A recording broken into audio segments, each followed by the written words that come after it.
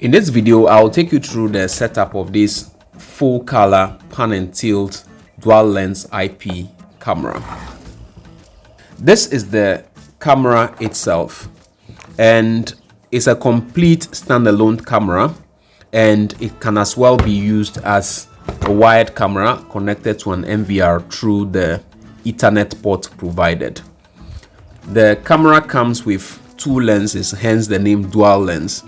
There is a top lens here which can point to one direction, fixed, that is a fixed direction, and it also comes with a second lens here which can be rotated or panned to the left or to the right, or you can tilt it up or down. So in this video, we'll look at how we can add it to a mobile phone as a standalone camera. But mind you, it can as well be used as a standalone camera, also just connected to a computer. But our focus in this video is the direct connection to a mobile phone. In a subsequent video, I'll show how we can use it as a standalone camera but connected to a computer in a local area network. Alright, so let's go ahead and look at the setup using a mobile phone.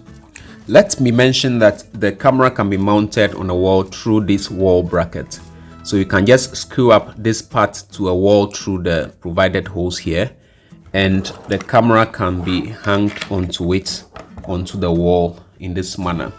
But for the sake of this video, we'll have it on the table whilst we do the setup.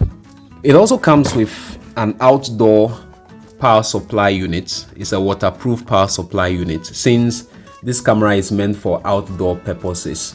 And so this is how the power supply unit looks. It comes with the hanger at the top, so it sits in this manner so that even when rain falls onto it, it drips down. The parts below here do not have to be exposed to any kind of water or moisture, so it should specifically sit upright in this manner through the hanger holes at the top.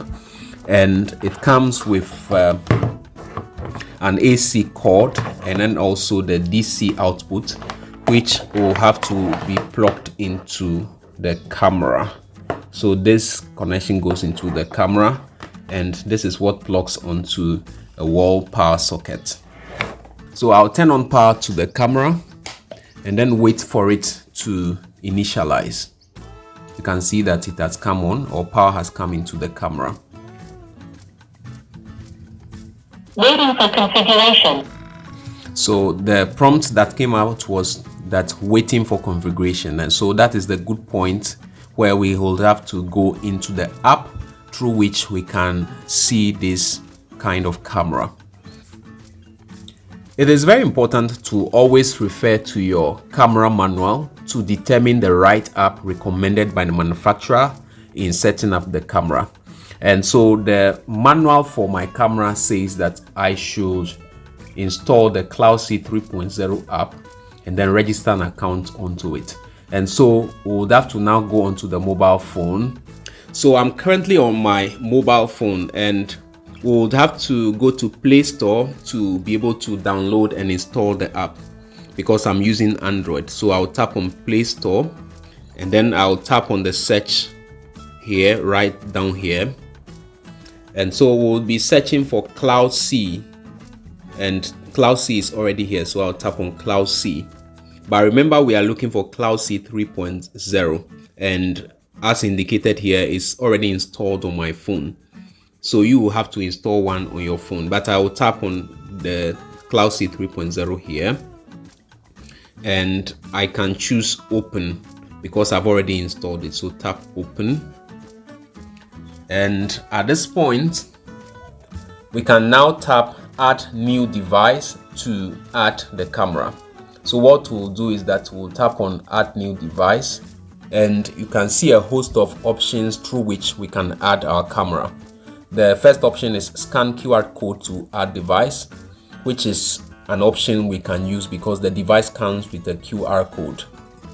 So we'll select scan QR code to add device, but it is important to note that before you do that, your Bluetooth must be turned on for it to be successful using the scan QR code method. So let's go back. So we'll tap on scan QR code to add device, and then we'll use the QR code scanner to scan the QR code on the camera. Please enter the Wi-Fi password and tap next. Alright, so we have to enter the Wi-Fi password. That is the Wi-Fi we used to use to provide internet to the camera, of which it has picked my Wi-Fi, my home Wi-Fi. It's from another phone, which is a hotspot from another phone. So I'll enter the password of the hotspot or the Wi-Fi here. So I'll input the password. So once it is done, I'll choose next. Network configuration received. You can hear the prompts in the background. Network configuration successful.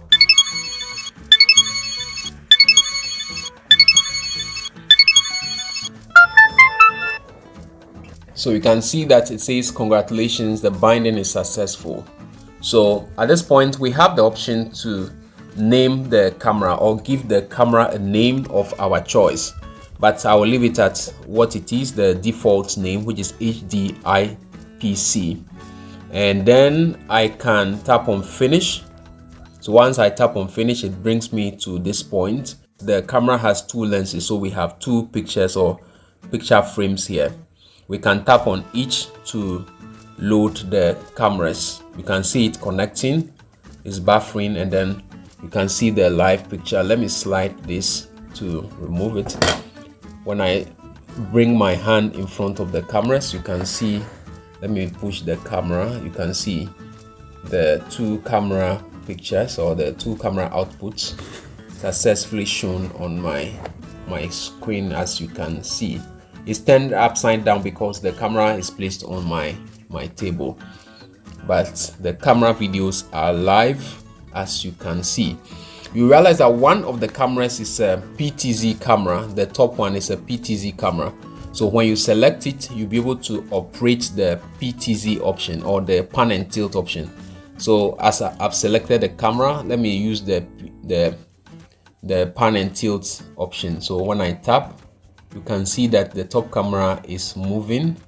I can adjust it downward, it can go downward, it can go upward, however you want to adjust it.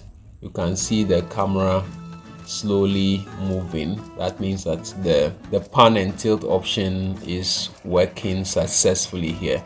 And this is over the internet, because when you check my internet connection at the top there, you can see that I'm connected to a Wi-Fi. It's not directly connected to the hotspot of the camera. So this is a successful connection of the full color pan and tilt dual lens IP camera to a mobile phone. In the next video, I'll show how you can link this camera to a computer over a local area network, whereby you will just be viewing the camera on a local area network. It's not going to be over the internet. We'll look at that process in the next video. Thank you so much for watching this video. See you in the next video. Bye bye.